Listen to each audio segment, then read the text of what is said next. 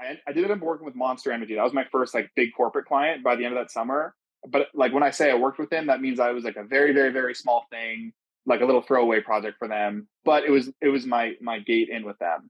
And to this day, I still work with Monster because of that first little itty bitty project, which happened because I met some guy on a different project. We connected over nothing related to work, but he was like, "Hey, do you do like camera stuff?" And I was like, "Yeah." And he like put me on some very small projects. So like, I think the nugget there is like always be shaking hands, always be talking about what you do, be an awesome person to be around, and people will want to work with you. Obviously, have an awesome product as well.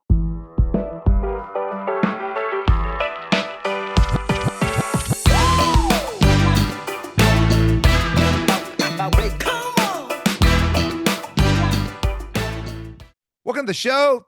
Thank you for subscribing. Thank you for listening. And we've got a fun one today. Matt Hickman is here, and he's going to talk about skipping the employment world and going straight to starting your own business, which is what he did. He's creating the world's greatest video content, and he's got a wonderful business he's built around that passion. He's going to talk about the growth mindset and maxing out your path, following the excitement like he did with an all-in mentality. Welcome to the show and welcome to the Edge of Excellence.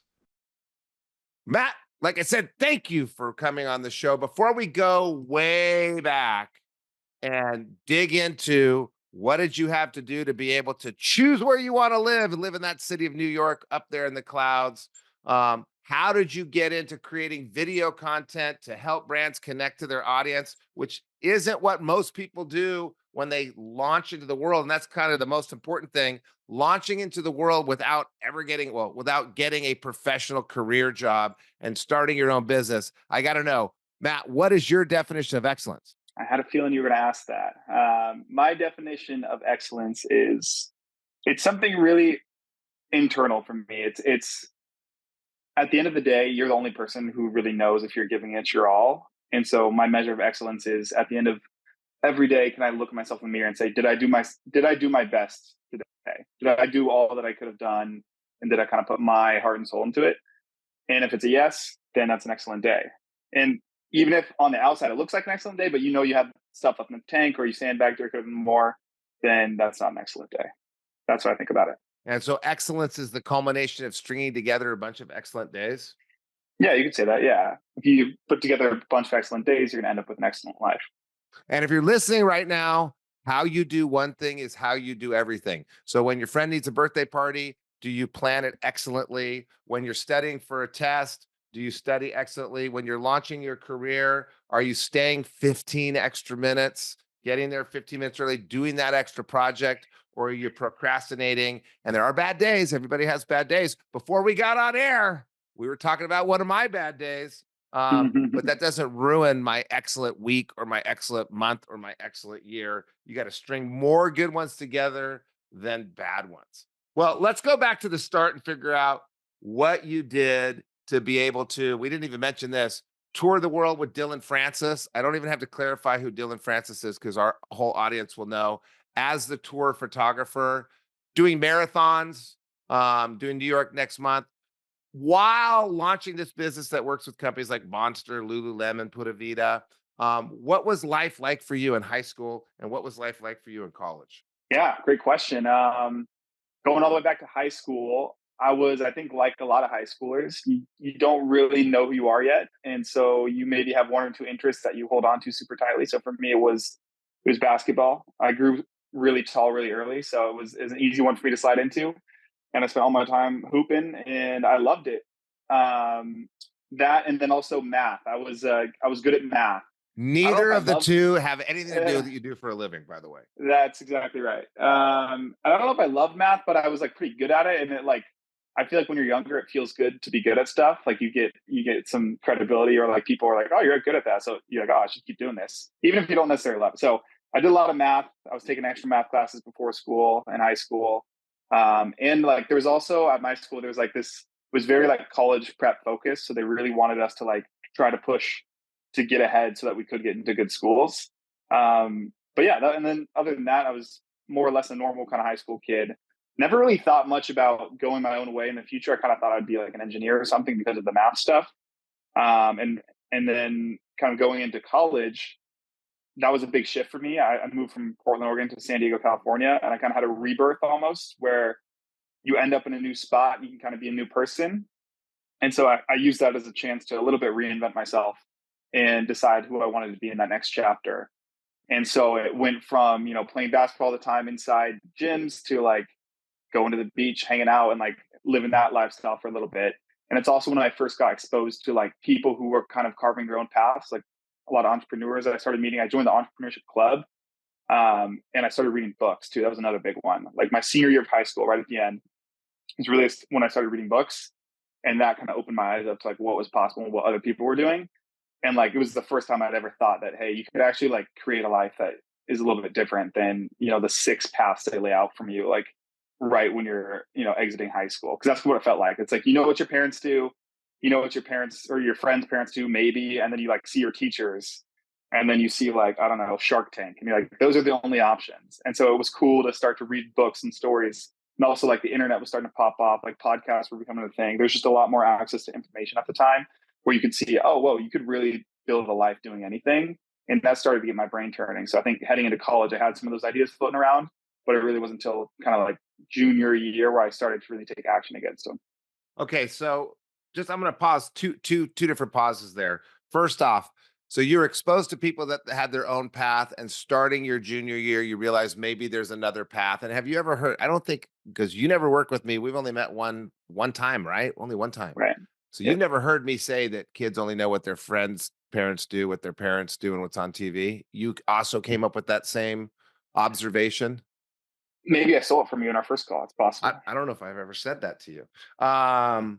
So you're seeing that there's this other path, but there's something extra that you did. If you're listening right now, we're about to have to pull over on the side of the road. Make sure you're not taking notes while you're driving. So you might have to take a pause here because we're going to get to his book list. I know you want to hear what his book list is. All my audience is going, oh my God, what are his favorite books?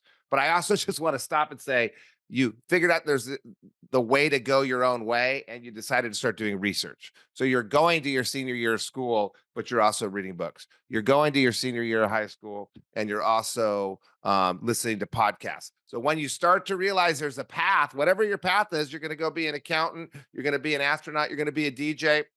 You have to start putting in a little extra effort above and beyond the academic world. If you're working right now, above and beyond the 40 or 50 hours a week. What are the three books you would recommend to someone in their 20s to read if they wanted to start their own business?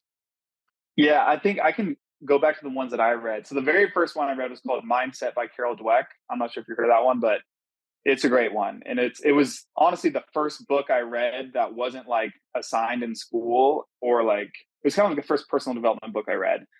And I mean, very simply, just like it delineates between the two mindsets of like a growth mindset and a fixed mindset. And I'd never thought of it. And basically, when I heard the growth mindset, basically the idea that you are not stagnant, you can become more than you are today. All you need to do is go learn things and apply the skills. And then if you can do that, like it's limitless. I was like, oh wait, that sounds way better than fixed mindset, where you're like, you kind of are the way you are, like whatever skills you have today is who you're meant to be, and like that's it. I was like, damn, that's kind of depressing. So that was the first book I read, and I would recommend everyone read it. It's a pretty simple concept, and they'll hammer home over 200 pages. But like honestly, if you don't read it, you just listen to what I just said. That's basically the gist of it. But it really had a profound impact on me because it was the first time I heard something like that, and it made me go read other books because I was like, oh, if this is the trick, go read more books, like I'm on it. And then I started reading other things. Another early one, I mean, these are all like very popular and highly recommended, but one that I read early on was How to Win Friends and Influence People, Dale Carnegie. It's a great kind of communication book. It'll teach you how to just like how to like interact with people in the world in a way that can help you build relationships quickly and help you stand out a little bit. And then my all-time favorite book that I read in college was called The Third Door by Alex Banayan. And that's an incredible book about how to get started when you have no name, no credibility, no money, no resources, but all you have time and is time and hustle, and how you can leverage that and how you can like weasel your way into doors and do stuff that's kind of like punching above your weight when you're 20. And so I was reading that book as I was getting started when I was 20, and I was like, this is awesome. So those would be the three I'd get started with, but there's so many great ones. Who was the author of the Mindset book? Carol Dweck. Okay, so if you got that list there, now you can start driving again.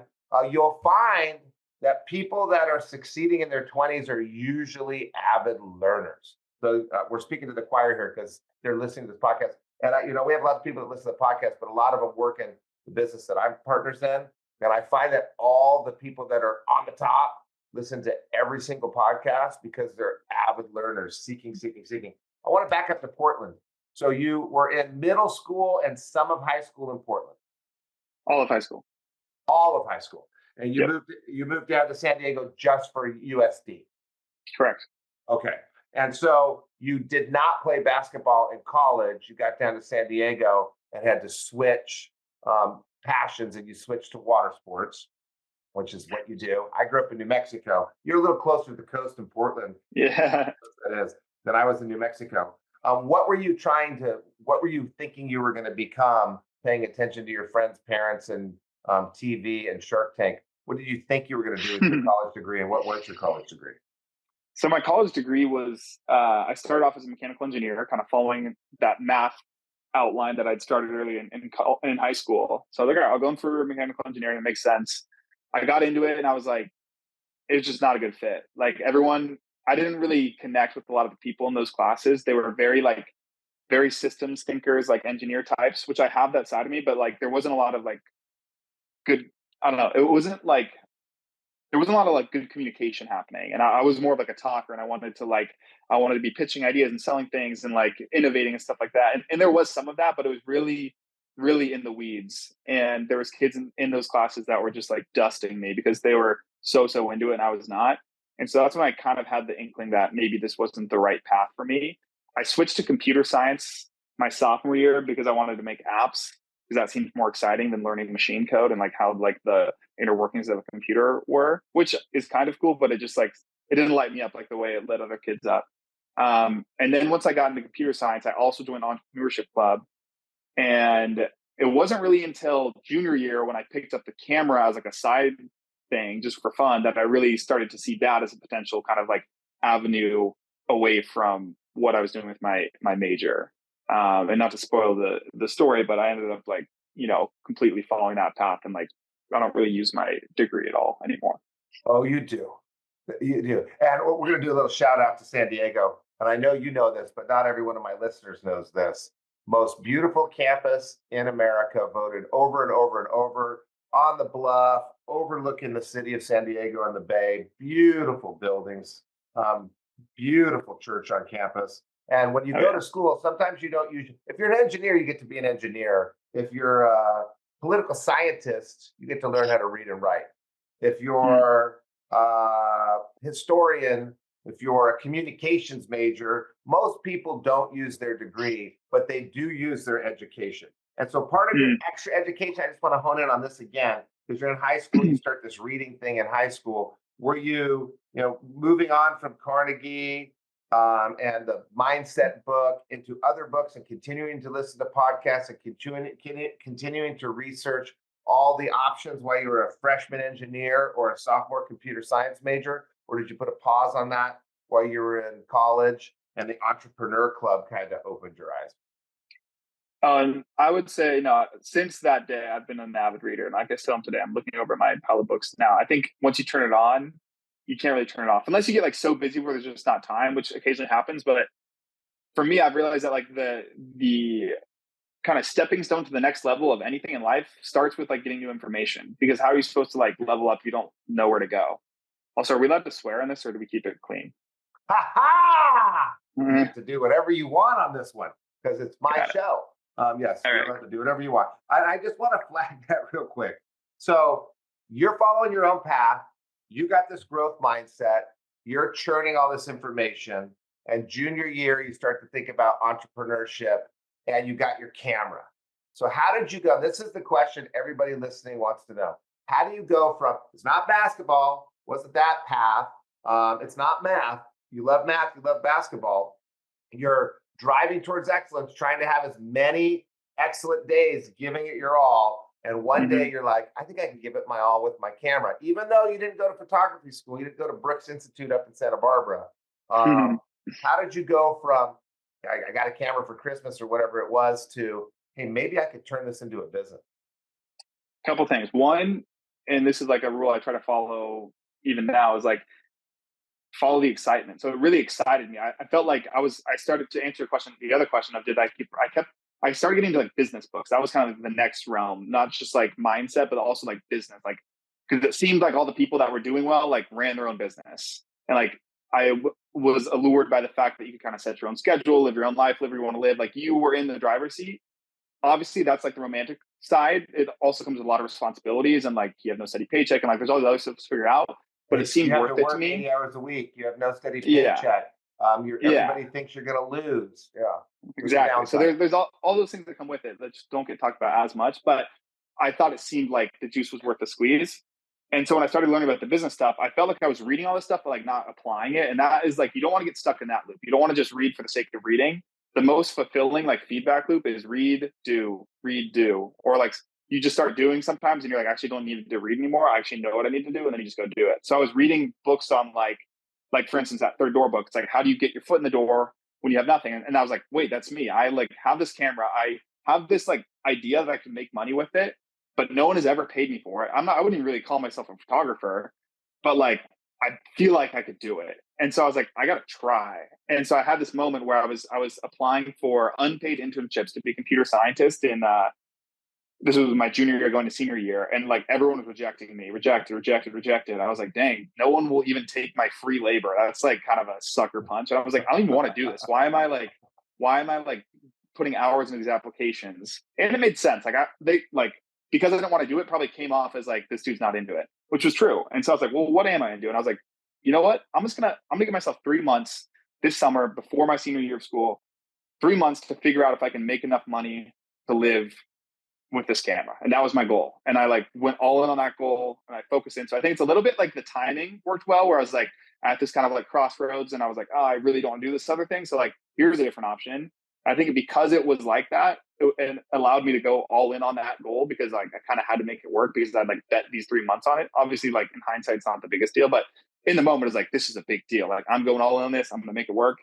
And with that mentality, you figure stuff out so quickly. So I think that 3 months, like I started off never having been paid for it. By the end of the summer, I was making enough to live in San Diego with my camera, which was cool.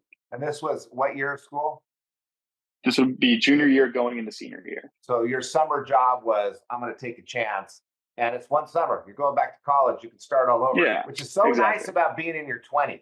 You don't have kids yet. You don't have a house Right. yet. Everybody always wants to buy a house. Don't buy a damn house. Don't tie yourself down. Like people that want to go into business with me, they're like, yeah, I want to go buy a house. Don't buy a house. Wait. Right. Self-flexible. And so you threw your 3 months in, which is, yeah, that's nothing. But you had to start in a deadline. And what happened? Where'd you get your first dollar? What money to live in San Diego? This gives me fired up because these were like, honestly, like these were some of the most fun years of months of my business journey. Was that so? Here I'll paint you the picture, right? So I found a spot in San Diego where I was sharing a room with another dude, still like $600 a month. So like it's cheap for San Diego, but like not nothing. So it's paying $600 a month. And I went and bought a big bowl, like a family size pack of Cheerios. And I would eat that every morning for breakfast. And then I found this party pail of ice cream from Costco that was $6. And it was like this massive pail. So I'd have that every night for like dessert. And then I'd fill in a couple other meals. So I got my expenses super low. I was like, all right, I can live on this. And then every morning I would get up at 6 a.m. and I would just start berating the entire city of San Diego with cold emails. And I had a little hit list. I was like, all right, who could benefit from my services? And this was like, it took me a second to pick this up, but like when you're starting off in business, you don't really understand how business works. You just think like people will just buy this from you, but like that's not how it works. You have to go find somebody that can get value out of the thing that you offer. So I started to think like I was like, all right, who could who would get value out of like photos or videos? And my first thought was coffee shops, because like coffee shops, they like to have a cool aesthetic. Like they're all posting on Instagram now. Like maybe I could come in and take the photos for the coffee shop. Like that was my first thing. So I made a hit list of all the coffee shops in San Diego, reached out to all of them, maybe like, 50 or 100 of them, DM'd, email, whatever. Turns out coffee shops are a horrible market to go after for photography services because they don't have any money to spend. And like, if you ever want to make thousands of dollars with your photos, they're not the clientele unless it's some big corporate chain. But regardless, I got my first gig with a coffee shop in San Diego called Kova Coffee. And they paid me $100 to make a little video. So I was doing video and photo at the time. And that was my first $100. And it felt so good, man. You get your first $100 where someone pays you directly for your services, and you're like trying to make up like how to do an invoice and like trying to sound all professional, but little do they know, like you've never accepted $1 before. It's awesome. And it's a really, really good feeling. And honestly, it's stuff like that that gives you the motivation to keep going. Because like you said early on, like there's really no evidence that it's going to work. So like when you get those little wins, they fire you up so much. How many days? How many days till you got COVID? That's a good question. Probably like 2 weeks, maybe. Okay, so let's just paint this picture here, because we're talking about give it your all, one day at a time. We're talking about growth mindset, following your own path. 6 a.m., waking up at 6 a.m., not waking up at 11 a.m., 6 a.m., and going through for 2 weeks, which was probably 12 days. There was probably a Saturday wake up day too. Maybe he woke up at 7 a.m. That's the all-in mentality. That's how Flickman Media gets going, which we haven't even got into what Flickman Media is. It's not, oh, I want to take pictures. I took a couple pictures and worked from 11 to 1, 3 days a week for 2 weeks and gave up. And we've heard this story on the show so many times. 6 a.m. Who was it? Hassan Garatapi went to these towers and started at the top floor and walked his way down and went for like 10 days before he got one lead of just walking to every office on a tower. There's hundreds and hundreds of people that got emails, DMs. I bet Kova Coffee just got sick of it and said, we'll give him $100 to go. Literally. And so that's 2 weeks in, you get your first $100. Not living in San Diego very well. And then not quite, but I'm on my way. Yeah. So I think from there, you're riding that high. And here's another like piece of advice that I kind of just did this naturally. I don't know why, but when you get those early jobs and they're like for no money, do them like 150% of the way so that you can use them to land more expensive jobs later. And that's something I always kind of just naturally, I was like, hey, if I can make this thing look like it costs $1,000, I can go show it to someone else and say, here's what we do. It costs $1,000. Because how you do one thing is how you do everything. If you half-ass that birthday party we already talked about, if you half-ass taking a portrait of your buddy that's going to go on Instagram, then you have a half-ass product. Everything's got to be perfect, which is why you have to start charging. But in the beginning, I didn't even think about use it as a marketing piece for another client. I think about your reputation. You're only as good as the last thing you delivered. So you took the Kova Coffee and turned it into some more clients? That's right. Yeah. So I took that and actually turned it into repeat business with them. I ended up doing, nothing crazy, but like in the next couple of years, a couple $1,000s worth of business with them. So they were like my first kind of like little solid client going into kind of my senior year of school. So that was great.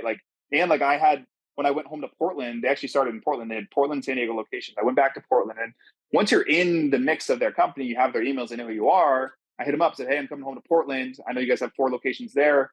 Would you guys be interested in doing something while I'm home? I got all my gear with me. And they're like, yeah, we would actually love to do it. And they hit me with like a job that was, way bigger than the first job. But it's because, like you said, you nail the first job and they're like blown away. They're like, $100 got us this. What could this kid do with 1,000? So that's the feedback loop that's going to get you to the top versus the other one is, get the thing, half-ass it, and you're just going to spiral to the bottom. Yeah. Okay. So what came next? So after that, I think I was also doing a lot of just starting off with people I knew. So I was hitting my network of people, friends from high school, friends, parents from high school, just start with people, warm connections are great, right?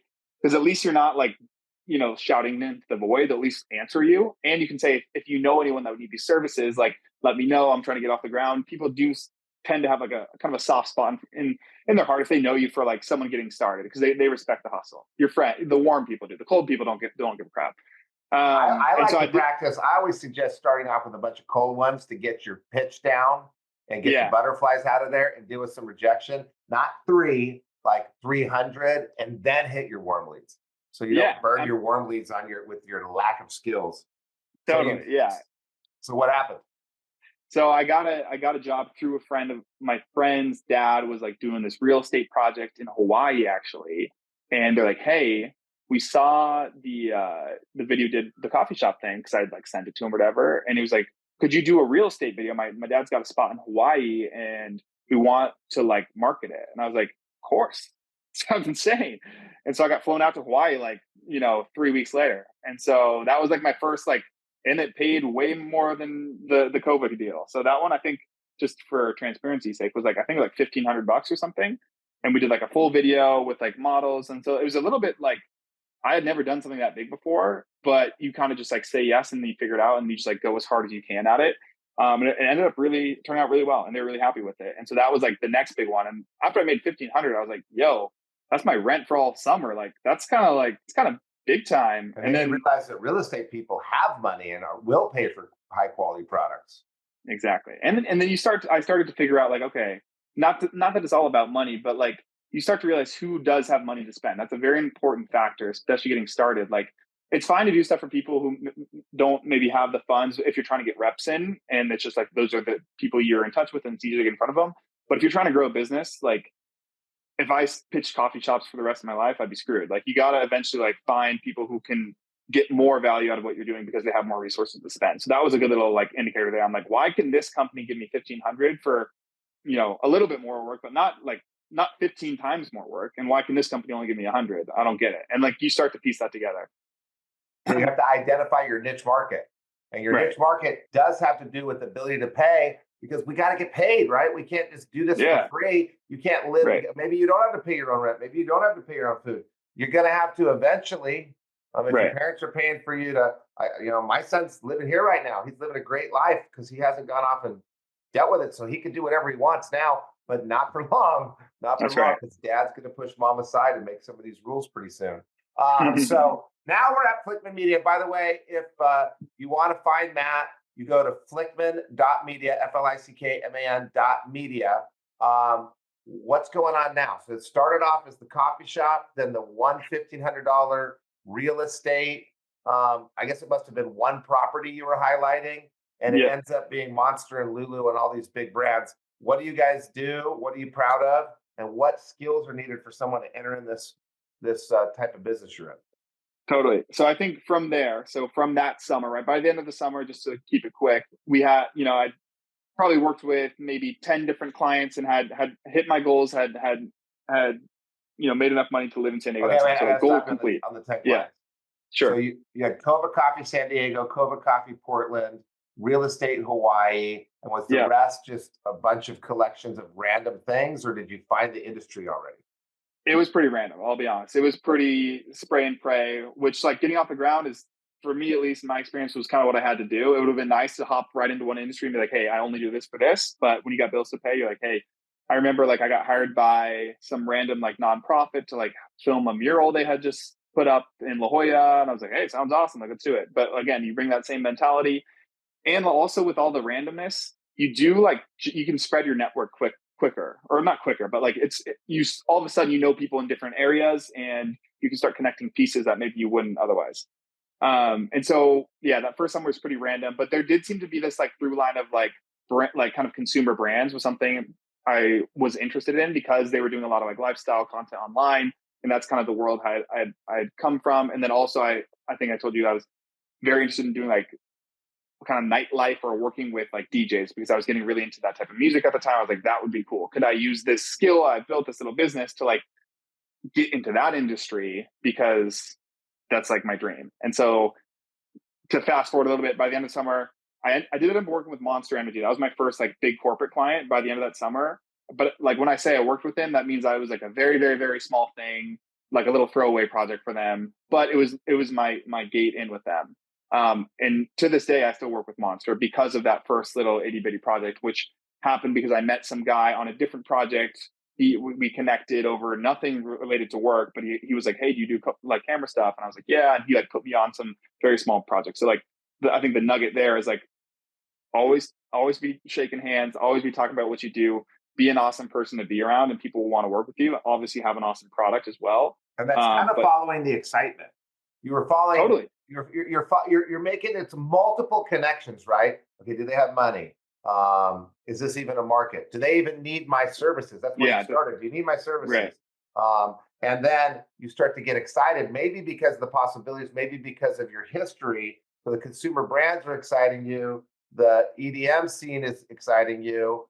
If my son's listening right now, there's no way you can ever start a business by going to music festivals. This is all impossible.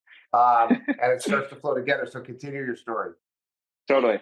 And so I think that's where I saw it going. So after that summer, I went back to senior year of school.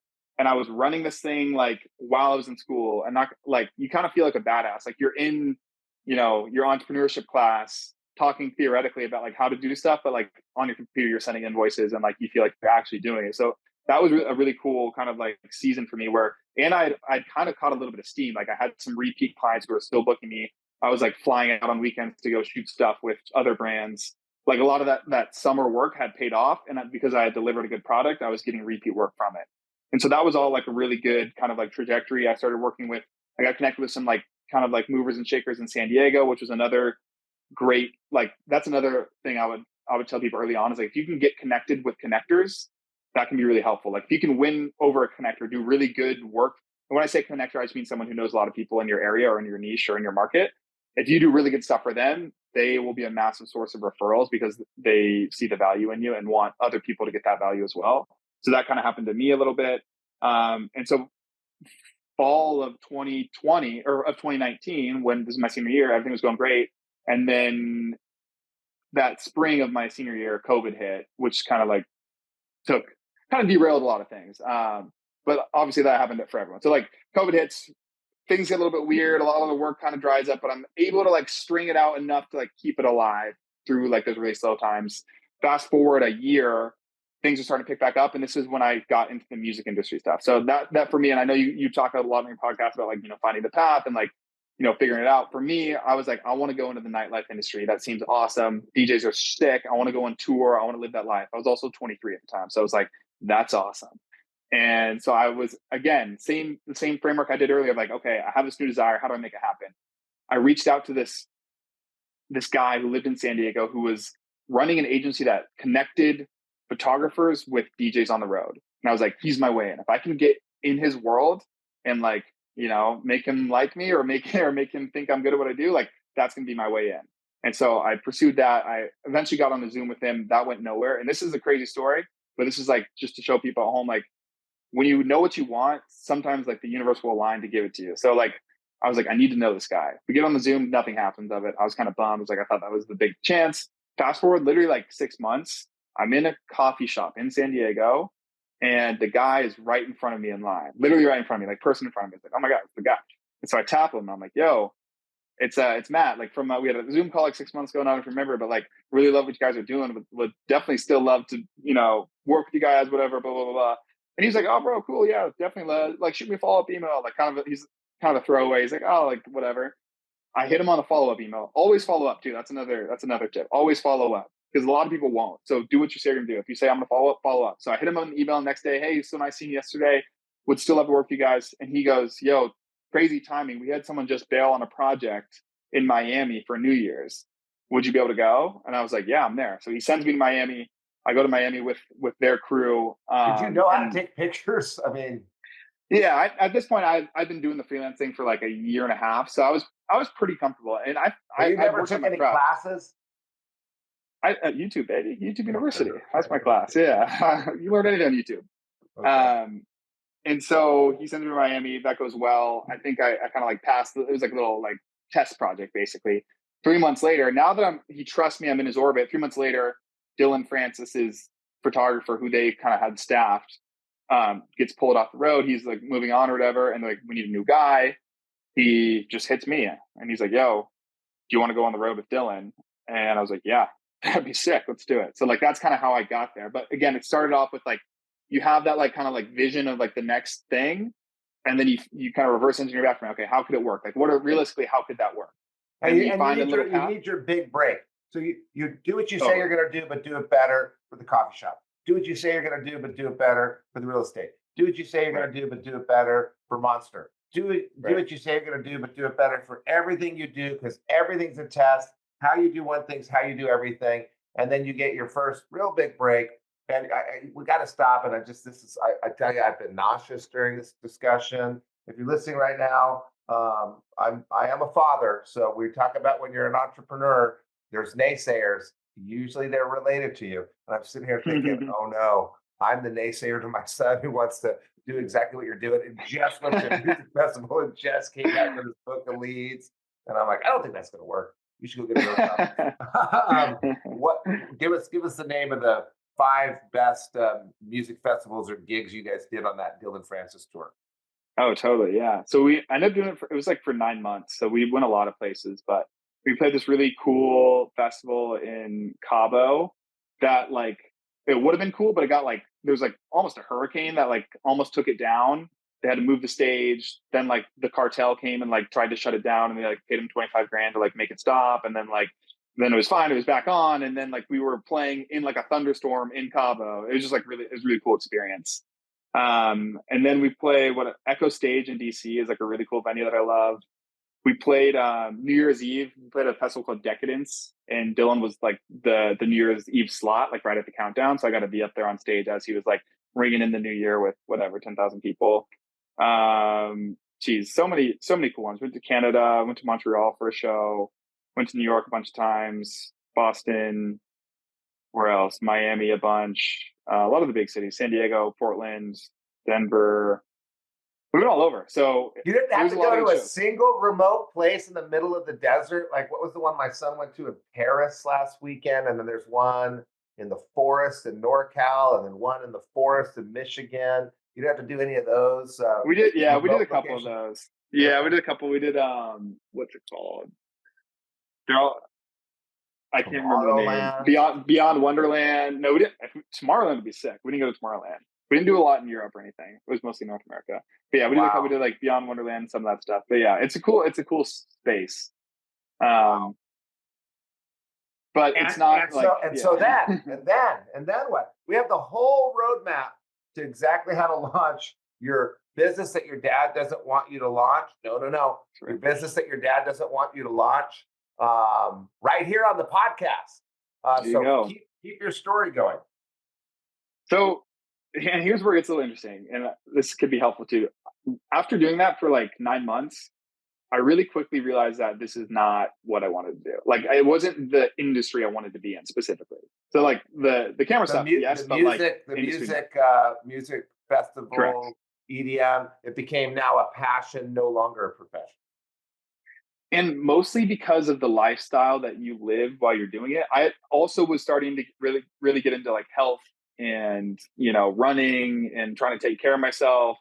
Again, back to like the reading and the podcast, like I had the next like phase of that was way more health focused, less business. Now I'm like, oh wait, seems like all these business guys are also taking care of their body like athletes. Like they're really trying to like eat good foods and like work out a lot. And that is not the culture of the music industry at all. It's like work really odd hours till 4 a.m. every night, sleep till like 11 a.m., like go on these crazy runs where it's like adrenaline, and then just like crash and then like drink energy drinks to wake back up. It's just like, it's fun and it's exciting for sure. But I think I kind of saw the writing on the wall. And something that's always helped me is find someone that's 10 years older than you that's gone down the path that you're currently on and see if you like their life. And so for me, I saw some of these people who were, I was 24 at the time, 25 at the time. They were 35, 36.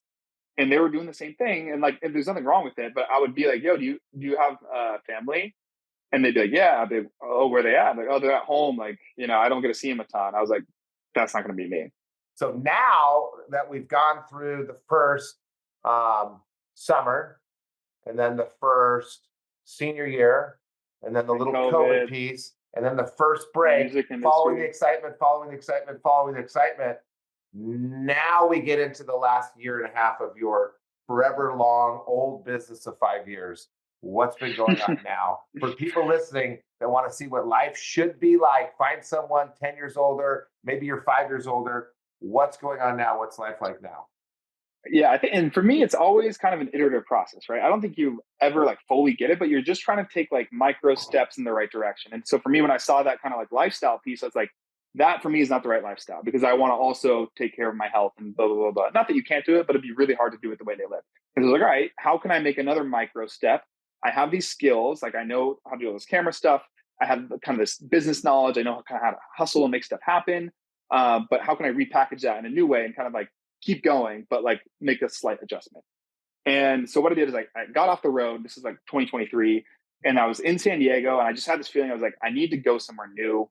I need to like, if I want to kind of reframe this and take a pivot in a sense, I want to do it in a new city, because I feel like that will give me that hustle mentality I had when I first started in San Diego. Also, San Diego I love it, but it is not the culture there is pretty slow and relaxed, and it's where you go to hang out and surf. And don't get me wrong, there are people hustling there. I got a lot of friends that are hustlers, but it's not the default mode of that city. So I was like, I want to try living in a big city where like that is the default way of living, is like you're making stuff happen, you're moving and grooving. And so I decided I was going to move to LA because it was right up the coast, not too far away. And so I was like, all right, new year, new city, moving to LA. And then on my last trip to New York before I got off on the road, we were playing New York with Dylan. We had 2 days off, and I ended up just walking around Manhattan, staring up at the skyscrapers and taking it all in. I was like, dang, New York is sick. Like, New York is really cool. I would love to live here at some point in my life. And I was already starting to think about moving. And I was like, if I don't move to New York right now, when's the next time that I'm going to be like kind of thinking about moving? Maybe, I don't know, 5-7 years from now. And I'll be in my 30s. Thank God you didn't own a house. Thank God you hadn't done all that other stuff. Yeah. That's right. Yeah. Stay flexible. Money. Get to the final point. That's right. That's You're right. Adjusting, refocus, and where'd you move to? And so then I was like, I should move to New York now. This would be the time to do it. If I'm going to do it, I'm 25. Like I have nothing tying me down. I have a skill set. I know how to make money, and I believe in myself. And I don't like LA. I was going to move to LA, but I was like, I just don't like it. I don't hate it, but I was like, where in New York did you move? So when I first moved, I moved to Greenpoint in Brooklyn because I didn't know what I was doing. Greenpoint's sick, but not a great place to be if you don't know anyone because it's very isolated. And then 3 months after that, I moved to East Village in Manhattan. East Village, right? Smack damn in the center of it. Okay, so now you got your business in New York. Now what does Flickman Media do? Fast forward, what does Flickman Media do, and what's the best part of your life so someone that's 20 years old can look up to someone almost 10 years older than them and know what life will be like? Sure. Yeah. I'd say, so now Flickman Media, we're based in New York City. We still have some clients back on the West Coast, but mostly out here on the East Coast. Like I said, at the kind of the very beginning, we work with a lot of brands. Like Monster is like one of our bigger kind of corporate clients, but we do a lot of video content for event storytelling, and then like brand storytelling, and then like scripted ads for social media. Not full-blown commercials that you're going to see on TV, but anything below that, like a lot of stuff that lives as like YouTube ads or Instagram ads or organic social content, but all video content. And I have been able to bring on, new people to our projects this year. So it's not just me working on stuff, which is a really nice transition too, is like when you get to the point where you're, bringing in enough resources where you can bring on team members and give other people opportunities and help them progress in their career is like a really cool feeling as well. So that's kind of where we're at today. The best part of it, I mean, it never really gets old that like you can kind of control your own schedule. Like I've done a ton of traveling this year. It's not super easy because like you still have responsibilities, but like no one can tell you that you can't go to your hometown for 2 weeks if you need to go be with your family, but also get stuff done. You don't have to ask anybody. You just kind of got to check the calendar and make sure that you're hitting all your responsibilities. Yeah, you hold yourself accountable. You hold yourself accountable. You're responsible to yourself and to your clients, obviously. But you know what it is when you work for someone else, it doesn't fit in the box. It's like, no, you can't do that for 2 weeks. It just doesn't fit in the box. And then I have other people that need to fit in the box, and then their box changes, and it's just, no, we can't do that. Yeah. And it's kind of a fit. It's like a fixed thing. I do that to people. But when it's yourself, it's like, okay, how am I going to fit? I used to go to this house I had in Washington for 2 weeks. I could only take a 1 week vacation, but I went for 2 weeks. So I'd go park my car on the Puget Sound and just sit there, sit in the back seat, move the front seat forward and type. And I'd work all day Monday, all day Wednesday, all day Friday. Now, worked, I guess I got a 2 week vacation, but you can figure stuff out like that. Yeah. And you don't have to worry about precedent and dumb corporate politics and all the crap that happens when your business gets bigger. So you adjusted, you refocused.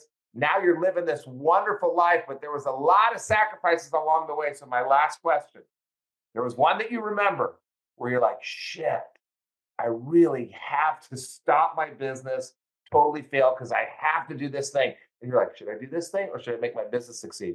What was the sacrifice that you made that you never regret you would make all over again? That's a good question. I think from nothing crazy. Like, I guess the probably best answer would be I've gotten offered a lot of jobs along the way. And that's probably been like people who, Monster Energy, for instance, tried to hire me for like 3 years. And like, after we do projects, like, this is great, man. Like, do you want to come in house, basically? And so they would dial up a nice little offer on your tray and be like, hey, come in house, give you a nice salary.